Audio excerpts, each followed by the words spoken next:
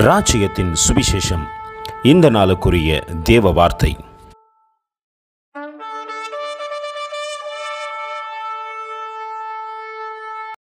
And if so be that ye find it, verily I say unto you, rejoice more of that sheep than of the 99 which went not astray. Matthew 18:13. వాడు దానికి అనుగుణిన ఎడల 99 గొర్రెలను గూర్చి సంతోషించునంత కంటే దానిని గూర్చి ఎక్కువగా సంతోషించునని మీతో నిశ్చయముగా చెప్పుచున్నాను. మత్తయి సువార్త 18వ అధ్యాయం 13వ వాక్యం.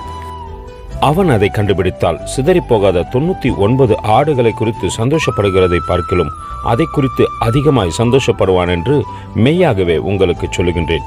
மத்தேயு 18:13. அன்பின் தேவ பிள்ளைகளே, நீங்களும் நானும் விசேஷித்தவர்கள். ஏன் என்று கேட்கலாம். 99 ஆடுகளை குறித்து தேவனுக்கு கவலை இல்லை.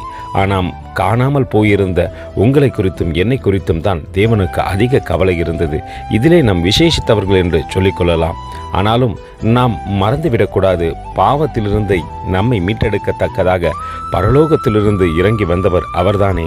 நம்மீது கரிசனை கொண்டபடியினாலே இன்று நம்மை பரிசுத்தத்திலே நடத்தத்தக்கதாக அவர் தன்னைத்தானே ஒப்பு கொடுத்து அவருடைய இரத்தத்தினாலே நம்மை கழுவி மீட்டு கொண்டாரே.